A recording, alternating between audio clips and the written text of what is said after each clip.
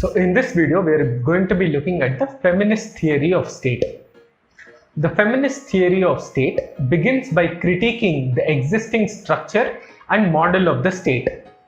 Feminists argue that the inferior status of the woman is a characteristic of the state system.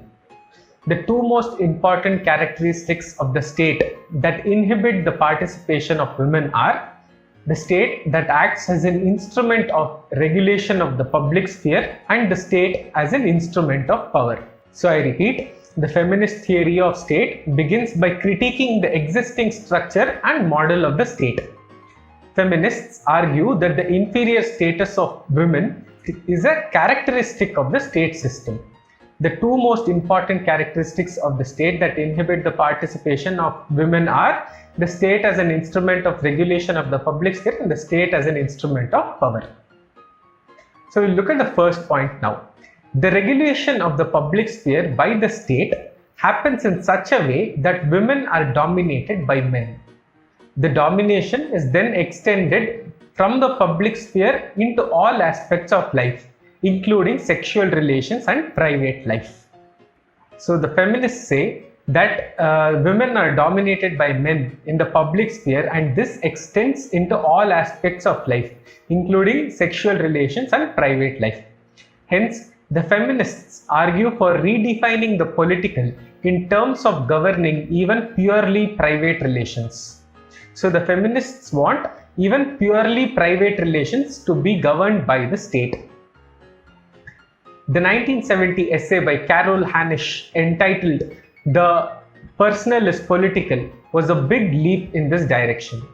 Other feminists like Kate Millett also endorsed this view vehemently. We'll now look at the state as an instrument of power. Within the capitalist mode of production, men continue to be dominant. The Western capitalist system increases this domination of men over women. This results in an increase of dependence of women on men. So women are dependent on men because of the capitalist mode of production. The Western capitalist system increases this domination of men over women. The second point, in post-colonial societies, women are less touched by welfare policies due to the attitude of the state and poor implementation of such policies.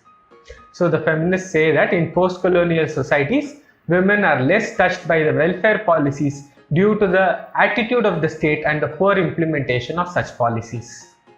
The third point, women continue to be deprived over distribution of resources and opportunities to control the state apparatus and its policies. So feminists say that women continue to be deprived over the distribution of resources and opportunities to control the state apparatus and its policies. Other reasons for inclusion of women are the historical denial of right to vote in most Western countries, including the USA and UK. In fact, women were granted the right to vote in USA and in UK only in the first half of the 20th century. The second point, exclusion of women from state power also increases the likelihood of environmental degradation, as women are by nature more nature friendly than men. Again, this is what environmental feminists say. The third point, men show valor. Women are peace loving. Unnecessary arms race and military buildup can be avoided. In conclusion, some of the major changes that the feminist state is looking at is eliminating male violence, greater reproductive rights for women, that is the right to have children by their choice, change in family and employment law to help create greater gender equality and create equal opportunities, better welfare schemes and benefit programs for women, equality of status and equality in pay for equal work. That is equal pay for equal work. So please run through this list again by pausing the video. I'll just repeat it very quickly. The main points that the feminist state looks at is eliminating male violence, greater reproductive rights for women, that is right to have children by their choice, change in family and employment law to help create greater gender equality and create equal opportunities, better welfare schemes and benefit programs for women, equality of status, and equality in pay for equal work. Post-feminists also say that moral regulation of women, stereotyping women into particular roles only, lack of sexual freedom and expression are some of the issues that the state should actively work to correct. So post-feminists say that moral regulation of women, stereotyping of women into particular roles, lack of sexual freedom and expression are some of the issues that the state should actively work to correct. We'll now look at feminism and affirmative action and radical feminism and welfare. Affirmative action gives the historically disadvantaged groups of people certain advantages in the society in the form of reservations, greater education and employment rights from the state, etc. Feminists are in favor of affirmative action. However, feminists argue that historically they have been the most disadvantaged and oppressed group. I repeat, feminists are in favor of affirmative action. Affirmative action gives the historically disadvantaged groups of people certain advantages in the society in the form of reservations, greater education and employment rights from the state, etc. So feminists are in favor of affirmative action. However, feminists argue that historically they have been the most disadvantaged and oppressed group. Women have been more oppressed than the black race of people, more disadvantaged than the scheduled caste and scheduled tribe communities in India. This is what the feminists say when they argue for affirmative action for women. So women argue that affirmative action should begin with them. However, women are generally classified as vulnerable groups and given very less importance as far as affirmative action goes. Take the example of India. Even here we do not have political equality in the sense that women do not get 50% reservation in political seats and in elections, which should happen. So as far as women go, they are simply classified as vulnerable groups and given very less importance as far as affirmative action goes. As Kate Millett puts it, women are the most disadvantaged group due to the patriarchal structure of the society.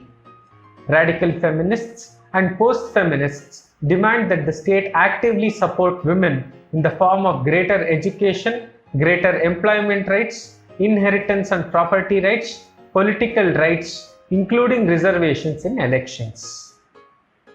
So please pause and read the list again.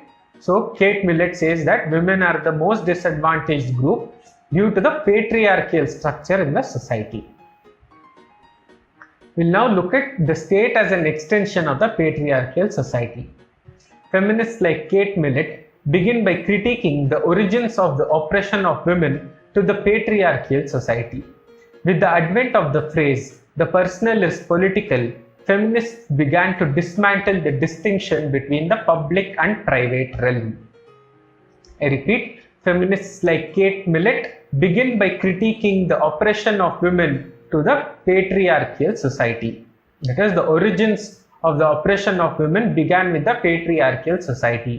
With the advent of the phrase "the personal is political," feminists began to dismantle the distinction between the public and the private realm.